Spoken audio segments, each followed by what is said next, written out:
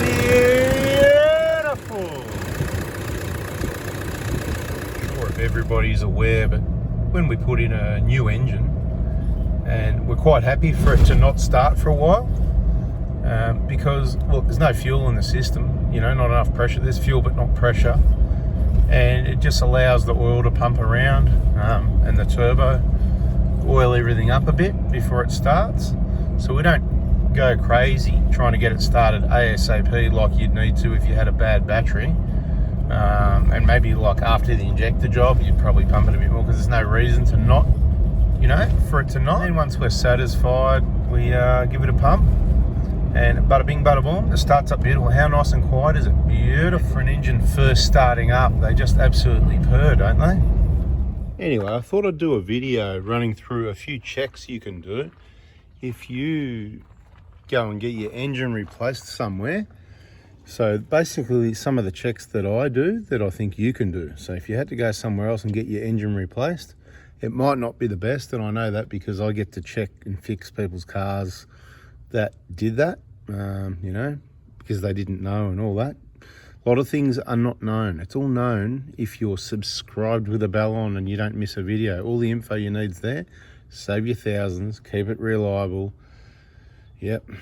But anyway, this is a new engine. So these are the sorts of things that walking around the engine bay from the driver's side across the front, what we can see from here basically, that you could check, because a lot of stuff's going to come out. So you could check your battery security, your battery terminal, so that the battery's secure and the terminals and everything are all good. Your airbox, same thing, the security of the airbox and the airbox lid itself. This bracket here you can check and see all your wiring, make sure it's in place. You can check, make sure those bolts are tight. You can check and make sure there's no oil leaks. You can look at the exhaust manifold, those studs there, make sure they're not coming off. These hoses here, you can make sure they're on and that all the clamps are installed on the hoses, because someone could slide the hose on and forget and leave the clamp back here. It could happen. So check the hoses, have a look, you know, because any of those could have been removed.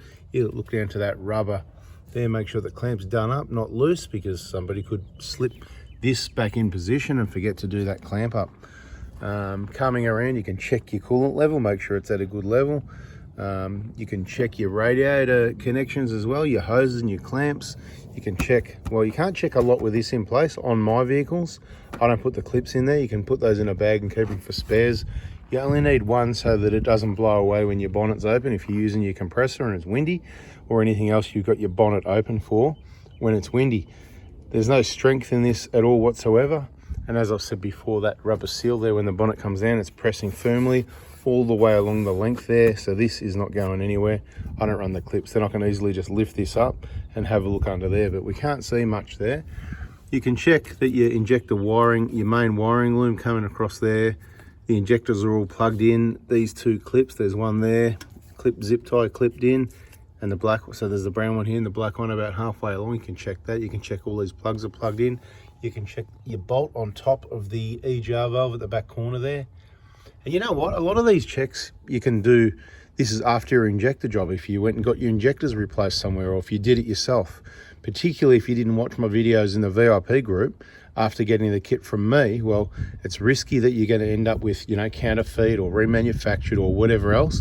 Some injectors that might work, but they were imported and they're not meant for Australian vehicles. There's injectors that'll work, but they're not quite right. So who knows what you're going to end up with if you don't get them from me, is my story. So, and it's fair enough that I have that story given the way the market is, I think. You can check the nut on the dipstick there, that's tight and hasn't been forgotten. You can check that your wiring loom for your coolant temperature sensor, that's the coolant temperature sensor there. Someone asked recently on the Facebook group or in a comment, oh, where's the coolant temperature sensor? I've said it quite a lot of times. It's all in the videos. The videos are the encyclopedia of vehicles, Toyotas, 1KDs, transmission servicing, whatever the case may be. What else can we check? So we can check, so the wiring loom we got to, The top bolt, you can check the bolts in that stay there, so that bracket that comes up, that black thing there. You can check that you've got 2 clamps on your injector lines there. So this is all relevant for the injector job as well. Yeah, your plugs, another plug at the top, these 2 bolts, make sure they're tight. This is secure, that bolt's in there, this is on, that's tight. These radiator hoses on, clamps in position. Whatever you do, don't lean on this. Make sure this is tight. That clamps in position, that clamps in position, the hoses are on all the way. Now there's a lot more stuff down deeper. We're talking about what we can see from here inside about 10 minutes to get around this vehicle. Right, this hose here, clamp on, this hose, clamp on, this hose, clamp on, all in the perfect position where it's meant to be. That's what you want, right? All of this stuff, check them all, because again, someone could put this hose on and forget to put the clamp on. Make sure your power steering reservoir is clipped in where it goes. Again, the battery security, the battery terminals. So that, the nut, the clamp down on the fuel lines can't be forgotten. One of the most important ones, if you don't know already, reaching under here, that bolt there underneath, that mounting bolt for the EGR cooler. Make sure it's there and it's tight. On the ends of the EGR cooler, 210 mils, the plug on the common rail. The upside down nuts and bolts at the other end of the EGR cooler. If you've watched my full detail EGR clean video, you know what I mean. These nuts here and the bolts underneath. The 3 nuts on the back of the EGR valve near the elbow, the 3 that go down to the elbow. These 2 nuts here on this guard shield that goes over the top to help prevent the heat from the pipes. The 3 bolts underneath here and the one down the bottom, the vacuum lines, the pink and the yellow on the side there, down the bottom on the manifold, the green at the bottom and then the white. And we're getting to the point, there's not a lot more to see. This clip here between the 2 heat hoses, the hose clamp there, covered the power steering, make sure there's fluid in there. Oh, is it a good level? Yeah. Yep, hot max, beautiful, no worries. What else? Fuel filter, if that was removed or changed. Map filter in place, map line on and pushed up all the way is very important. All these vacuum lines pushed on all the way. This vacuum line here all the way, and it comes around and onto there. And really, to be honest, you can look down there, oil filters on, have a look around at all your plugs while it's nice and clean is the best opportunity. And make sure there's no oil leaks anywhere is good, no oil leaks, no coolant leaks. This pretty much wraps up what you can actually check from up the top. You can check your oil level, so pull out your dipstick here, that yellow thing right in the middle of the picture. Let's not go into that in too much detail. After an engine, you should check your coolant level regularly. After any major work like a BFE job, I would recommend, if we give you the vehicle back, it's going to be pretty right. We'll generally overfill it, because I'd rather it's overfilled and pushing some out, making a bit of mess, like I've said. So that bit of coolant sitting on the back there and maybe a couple of drips here.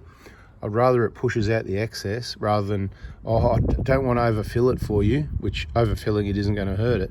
And you drive away and then next thing you know, you're down here somewhere low and you've got to top it up and you haven't got any coolant. Worst case scenario, you can just add a bit of water. It's fine, no issues. Just make sure it's clean. Good water, depending where you are, you know, distilled water. On this tank itself, talking about that, there's 3 bolts that secure that. You can check, there's one at that side. You can see one right there. There's another one, you know, things a little bit here and there. You'll find it, right? This one, the bolt behind there for the actual fan shroud itself. You can look at the nuts on your fan, 4 nuts, 1, 2, 3, 4. These pulleys, they've all got new bearings in them, but you can check all the bolts. You can have a look at visuals, a good thing. You might see something coming out before it happens. You can see your bolts in the timing cover, that they're all the way in. You can actually see that molly coat that I put on the seal to help seal it up a bit. There's a lot of things we do above and beyond that isn't in the Toyota Workshop manual, which is why I reckon it's worth subscribe and put the bell on, whatever, so you don't miss another video and start catching up on some of the old ones. Look, 8, 9, 10 minutes, whatever, that'll do. That's a lot of checks for you. If you get some work done elsewhere, these are the sort of things you should check. This vehicle's past 10 years old now, and I tell you what, everything that happened to it is avoidable, same as all the other ones we work on. And you know what? From factory, this is how things go. Other than the dual battery setup, this is how things go. That's what it looked like when it was new, and that's what it looks like because we've just finished with it. So it's a bada bing, bada boom. I'll get the thumbnail. There it is. And we'll catch you on the next video. Hope you enjoyed it. See ya.